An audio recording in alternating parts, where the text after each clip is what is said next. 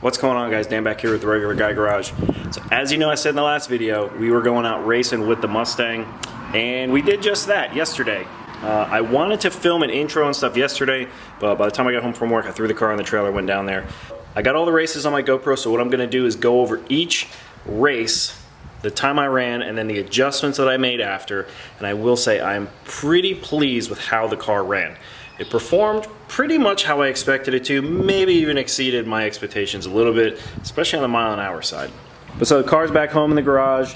Didn't have any major issues. We had one small, well, two small issues really. One issue was the one of the exhaust manifold bolts, two of them actually backed out, and then we developed an exhaust leak.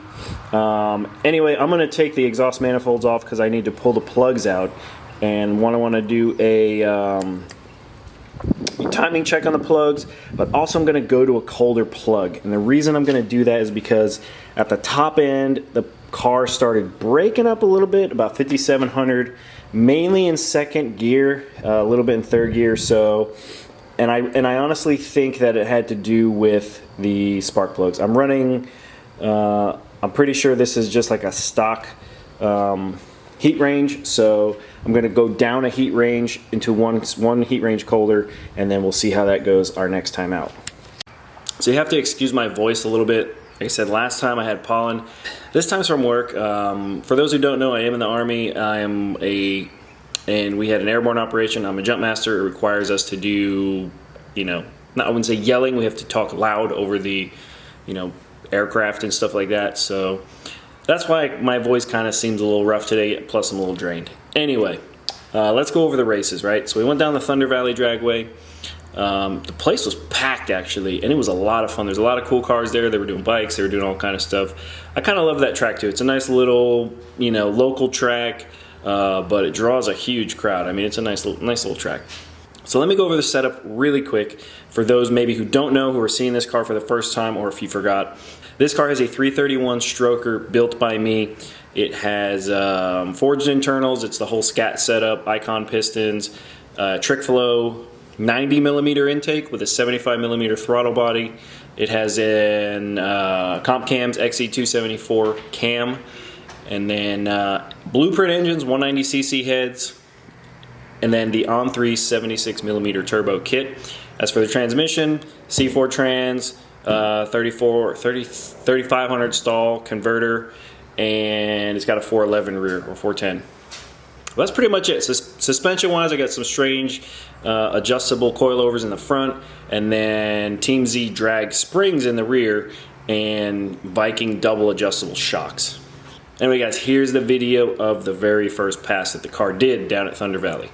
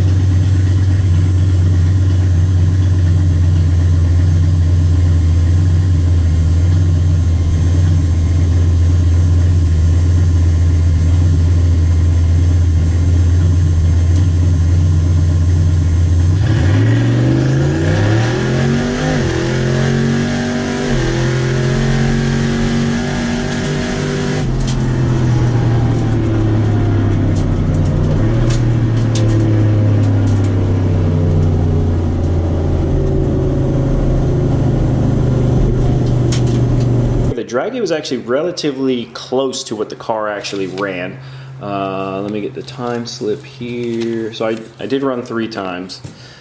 So first hit off the trailer, it went 704 at 102.2. Pretty trash 60 foot. It was a 1.7. However, I mean, this is personal best. I mean, it should be personal best because, there's a power adder on the car now. But this is personal best all down the board with this car. And so basically that pass, it made 7.1 pounds of boost. And I had the timing very, very low. It was very conservative timing. The timing was about 7 degrees below what I could actually run in the car safely with, you know, the fuel and stuff that I'm running. And then additionally, I did still have some fuel correcting going on with the Holley system. So what I did was I went in and I had to take some fuel out around 5,700 RPM. But then I didn't take a lot out. I just took about 5% out, and it was correcting a lot. But then I threw a whole bunch of timing in. I threw 3 degrees of timing in it across the board at wide open throttle. I didn't touch the leave really at all. And then I went ahead and did a second run.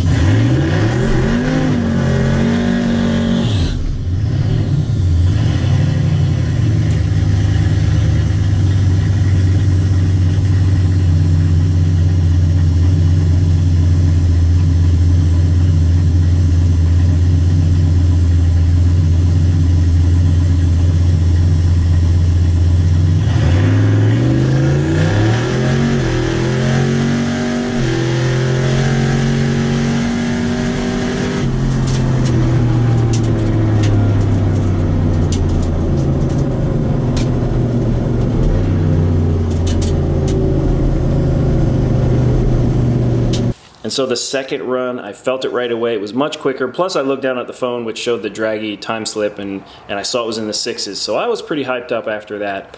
But let me get that time slip. Okay, here it is right here. So on that pass, we did a 689 at 103, still with a really bad 60 foot. I mean, 165.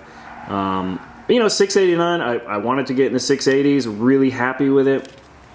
And again, on that pass, we saw 7.8 pounds of boost. I'll call it 8 pounds. I didn't touch the boost controller. It just made about 7.8 pounds. You know, I cut 2/10 off plus gained a mile an hour just by throwing some timing in it. Plus, it made more boost. I don't know. I'm not a tuner. I don't know if me throwing timing in it had anything to do with that. But the only thing was on every single pass that I did, the car did break up a little bit at upper RPM. And I'm really thinking it's because the plugs they need to be one heat range colder. So we'll see if I'm right when I change them. But anyway, from there, the car was still correcting with a lot of fuel. And it's actually got me thinking, because the car kind of would flatten out around this 57, 5800 RPM range, even NA, and that's really what it's doing now. Sorry about that, my battery died. I forgot what I was talking about. I know I could go back and watch the video real quick, but I'm pretty sure it was like the valve float issue. I think there's a valve float issue. I'm gonna do stronger springs in these heads because NA, the car, had this similar issue where it would just kind of die off around 57, 5800, and I don't think boost, I think boost should overcome that.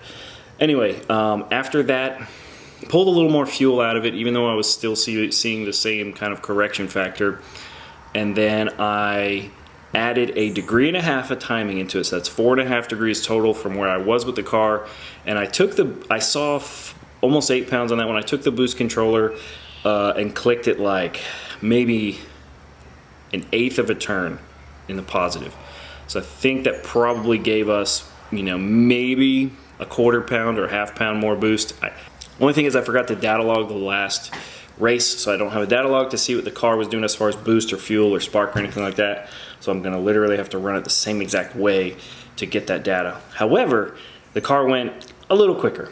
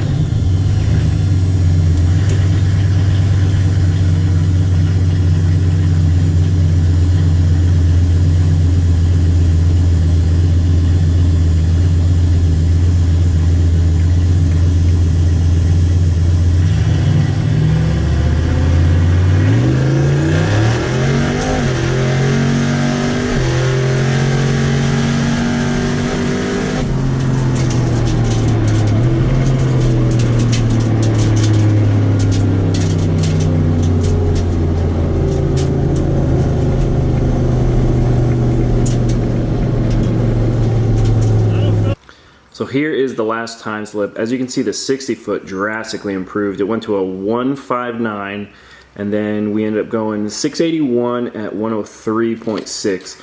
And I think that 60 foot improved because I did kind of, I was foot braking the car because I don't have a trans brake or bump box or anything like that. And what I ended up doing was raise the boost up just slowly with a little bit of throttle input until I heard it start to come up, and then it actually felt like the rear tires were trying to push the car forward.